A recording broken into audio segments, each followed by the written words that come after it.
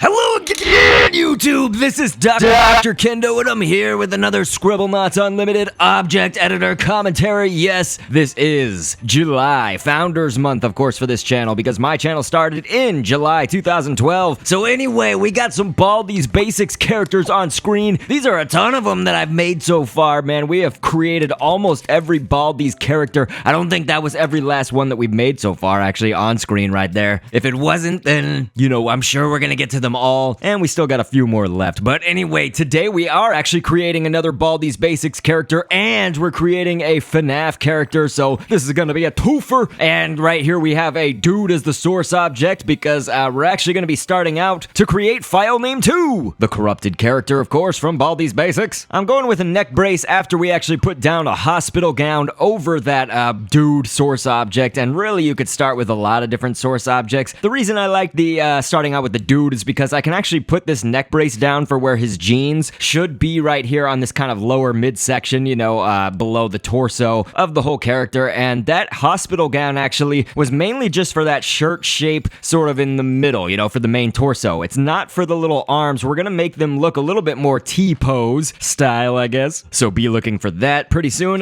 We got a pike coming up, and I'm gonna take that fin. There's a side fin kind of near the head of the pike that we're gonna use, and so that'll be for the pockets right here. We do want a little bit more detail because this character, we are definitely going to have enough stamp space to finish it and kind of get all the details that we want. A bodybuilder, the back arm right there. What do I mean by stamp space? If you're new to this series, basically this game, Scribblenauts Unlimited, we're using the object editor, which is only on the Wii U and PC versions of this game. It does have a limit to how many stamps you can use. So that letter I that we're actually placing down right now, that's a stamp, for example, and we did it twice actually, so that's 2 stamps down there. We're gonna type in greave, that's what I meant to put, and a greave is actually this, basically a piece of armor. It was used to protect the shin, so like some shin armor right here, and so we'll use that for the sleeves to be that T-pose style. Now notice that one of these greaves right here that I'm moving actually, we're gonna place it down where the arm grid is, so you can actually turn on the grid where we removed the head, the arms, the legs, and all that. You can see those green grids right there, and so the reason we actually attached it to that is so that we could then shrink down those green grids. So now you can actually see that the sleeves are sized approximately where we wanted them to be. I wanted the sleeve that's kind of to our left. It's basically FILENAME2's right, but that kind of front arm, we are looking at this character and most characters that I create sort of from a quarter turn view perspective, I guess you could say. So with that, again, I wanted one of those sleeves just to be a tiny iota a little bit bigger than the sleeve in the back, you know, to our right, of course. And so to do that, actually, these greave stamps that we used, when you increase the size, it increases by a vast margin, not a tiny iota like I referenced before. So, you know, to get that size right, we actually could put it onto a green grid of another piece of him. You know, he's not going to have arms right here. We don't see any arms or anything like that. All of these stamps that we're using, by the way, like this tornado and all that stuff that we've put down, the bald cap for the hair, all of that was attached to the torso of the dude that we started off with in Scribblenauts here. So everything should all be attached to just one singular grid so that it all just stays still all the same. Now we're gonna go ahead and name it FILENAME2, but you're gonna see it's TWO because Scribblenauts Unlimited, just like First Prize when we created that in the Ask the Doc last episode, well, this game does not have just characters. Like when you're naming your object, you can't put down the actual number 1 or number 2 or whatever, so that's why we had to spell it out as TWO. But we're in the properties editor. This is where you can edit the health and background scripting and everything. Check off that box that says this object is alive. We don't need it to be alive. And this is the part of these episodes where I like to read background information and fun facts about the characters that we create. This is gonna go quickly, so here we go. The corrupted character in Baldi's Basics in Education and Learning is basically known as FILENAME2, and he can be found in Baldi's office after beating the secret ending, but he can be heard in the normal end screen. He appears to be in a T-pose, and we can't see his actual skin of his head or his arms or anything like that, so that's how we've designed him in Scribblenauts Unlimited. Notice that we've got a mecha mecha as we're starting off for the second source object, basically,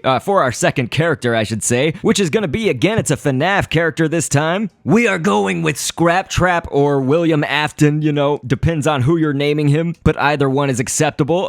We got a Pachycephalosaurus coming up next. Please note how that is spelled. We've used this stamp before, specifically going for that back upper thigh piece. It's that leg. Okay, upper leg, I mean, so that part. But again, you know, it's like we did have a lot of requests back in the days for Scraptrap, I guess, for the FNaF, when we were doing a lot of the FNaF 6 characters. Pizzeria Simulator, if you want to call it that. Diaper we just put down right now. But back then, you know, I was going specifically for whatever was most popular, most requested by you guys in the comment section. Occasionally, I still will do that, of course. Actually, most of the time. I'm trying to please as many people as I can with who we create and who we don't. My life is insane, so I can't upload like every single day, you know, so our time is precious on here. Golf ball coming up next. That'll be for the button. But as I said, with my insanely busy life, just crazy busy, I've mentioned it on so many other videos, what I have to do in my life in general. Bodybuilder back arm right there. So again, with that, you know, our time being so precious, it's like I'm trying to create as much as I can, but also that's why I don't upload daily. We upload on this channel every single Sunday, sometimes more. We got intestine coming up right there, and the intestine is for some of that flesh that's down beneath. Scraptrap, you know, to me, it's pretty freaky because you can see a lot of the skin. It's just like seeing, you know, Springtrap, especially in FNaF 3, and in some other appearances, you know, you can see a lot of that flesh of the character, whereas a lot of the other animatronics, we don't quite see human-looking flesh amidst that animatronic suit. We got a reed coming up right here. The reed is, of course, the musical reed, like a reed instrument, and we'll go with the treant after that, so we'll take the back foot of the treant down there. The only problem with this, I like how the little toes are shaped on that treant, but the only problem with the stamp, I would say, for our use right here, is that it does kind of go a little bit taller than I want it to, and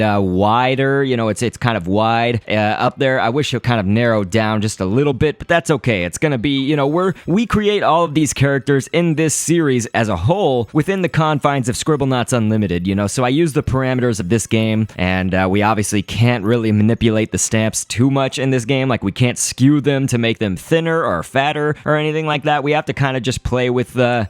I do feel like I come up with a lot of loopholes and workarounds and whatnot. Golem shoulder piece was for the toes, to add an extra toe to each of them. We're gonna go with Imam, and we'll take the body piece of him and just go ahead and color it accordingly, as you're gonna see on screen right here. Notice that, of course, the golf balls, the black golf ball was also there for basically where his knees are. We attached all those kind of stamps that I just mentioned recently to that bottom foot of the mecha. Now, because we took off the original legs of this source object, our mecha, be aware that that makes your items sort of sink into the ground a bit, you know, so you are going to see that our Scraptrap creation, again, this is for newcomers to the channel. If you don't know about Scribblenauts Unlimited, when you take away that source object leg, the original legs, they will, unfortunately, somehow, I don't know why, but the game sinks them into the ground. It's like the hitboxes, I guess, are just not aligned, and especially because, you know, we try to stay within the green grids of where those feet normally go for the source object, but it'll still sink, even if you stick with it exactly like where those green grid boxes are, it'll still sink into the ground. An ice pick coming up next. We want this ice pick to be on the lower hand pieces, basically, for the mecha right here, which we're actually going to move them behind that shoulder piece of the mecha, and that was a golem's thigh that we used actually for the shoulders here for Afton or Scraptrap. Baboon, not the end tailpiece, but that little tailpiece right next to the body is going to actually be the stamp limit reached. So notice that it says stamp limit reached, delete some stamps to make more room, all of that. Well, a lot of the characters in my series we do create as separate heads and bodies, so we are actually going to have to do that here. So we'll name this Afton, and then we'll go on to create the head after we go back into the properties editor. So let's go ahead and read some fun facts, background info. Right about now, of course, Springtrap, also known as William Afton in the credits and later Scraptrap in the UCN, is one of the main antagonists and a salvageable animatronic in Pizzeria Simulator. He holds the corpse and conscience of William Afton. He attacks once per night in Ultimate Custom Night, and you don't really know when it's gonna happen, so definitely a freaky animatronic. Scripting was pretty light and easy for this, so we didn't need to do too much right here. Just make sure that he's not flying. That's kind of one of the main things, because the mecha by default in Scribblenauts Scribblenauts Unlimited will always have the boxes checked under the movement tab for flying. So anyway, we got a head as the source object coming up for our final creation here of the video. That again is going to be Scraptrap's head here, Afton. And so we got chalk right there. That was the material chalk. Of course, when you type in chalk, it comes up with 3 different things. And so a lot of the times we use the writing chalk, but this was material. Flying fish, there was that fin that we used. It's going to be for some flesh there on top of the head, kind of showing its brain and whatnot a little bit.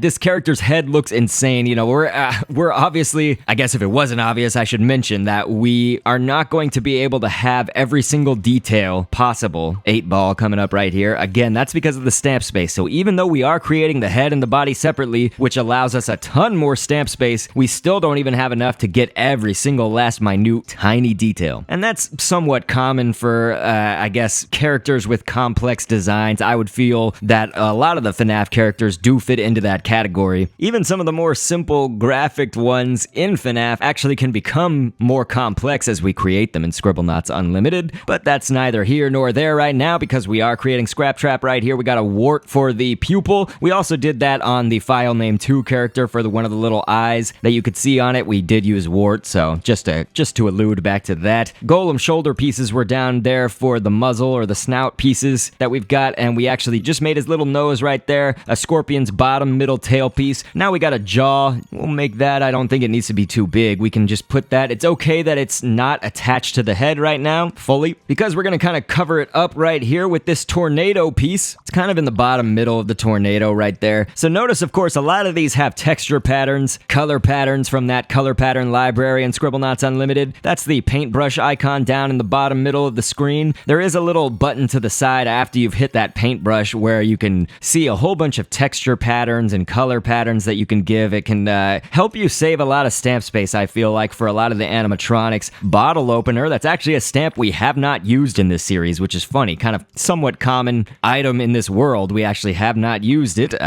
We never really found a use for it until now, this part where the ear is missing of our Afton creation. And half rest we just put down twice, and now there's a dartfish, that fin right there, that top fin. So after putting down that dorsal fin of the dartfish right here, I did give it a color pattern, but mostly colored it black as well. We're going to go with a sandstorm. So the sandstorm we're going to use a few times. It's just like the tornado, but it has a few pieces of, I guess, texture or color to it as well. You know, the color pattern of it. Fun fact is also that we've used a fire tornado as well. So that's another way you could get the same kinds of stamps that are available in tornado, but if you want them to have a different kind of shading and texture pattern again on them by default, that's a good stamp set to go with. Now we got felt, of course, the felt material after using the back arm of the shambler up top. We did use that earlier as well for one of the wires there on his forehead. Sandstorm can then be more. So this was something we did with FILENAME2 as well, but notice that I'm increasing the size and decreasing it like really fast. We're increase, decrease, increase, decrease. That's because the stamps all have a certain boundary that you can move them to, you know, so if you're trying to move it too far away, like let's say too high up, there's the stamp limit reached, by the way, with that eyebrow. If it's going too high up, then it's only going to go a certain distance before it'll stop moving. And so you can just increase the stamp size, move it up to where you need it to be, and then decrease it back down to normal size that you need it to be. And that's sort of another workaround, and again, something a confine that we have to work with here in Scribblenauts. Now for the scripting tool, whenever you make the heads and the body separately, you've got to go down to this equipment tab, check off this circle. It's the third one down here on the bottom half of the screen. It says can be worn on the face like glasses, so you want to be sure that that circle is filled in. So notice here what happens when we put the head object of Scraptrap into the body object's hand. So let's just kind of give it to it right here. So you can notice that it's way off. Like the head did go sort of where we needed it to go, but it's still just way too low. So let's go ahead and of course edit that body object right now. You can just tap on it and then do edit object, whether you're on PC or Wii U. And so turn on those green grids again. The way to do that is to click that arrow sort of near the bottom middle of the screen, kind of to the left. There's a button there that is on the panel of objects and stuff. This button, I just turned it on and off real fast. And so that'll show you the green grids. Move that head grid, you know, where the head is supposed to go. Move that way up, and you should probably size it up as well. So let's see what that looks like when we put it all together on screen. Yep, that looks good. And here is our Afton creation next to our Baldi creation, of course, from a few episodes back. And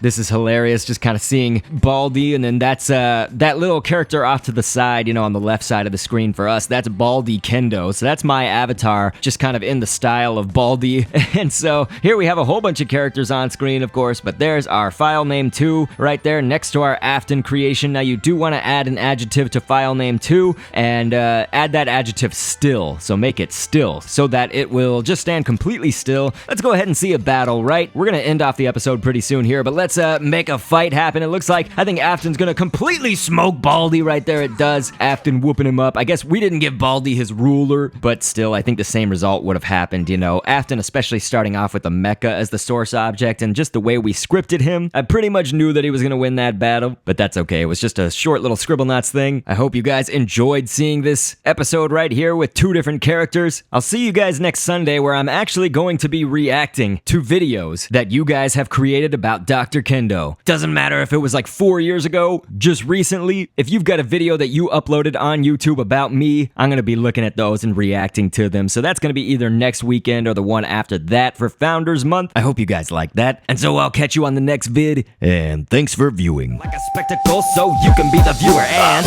down the road of twists and turns, always anxious to see what's within. We can look ahead to the point of no return to the rest of our lives.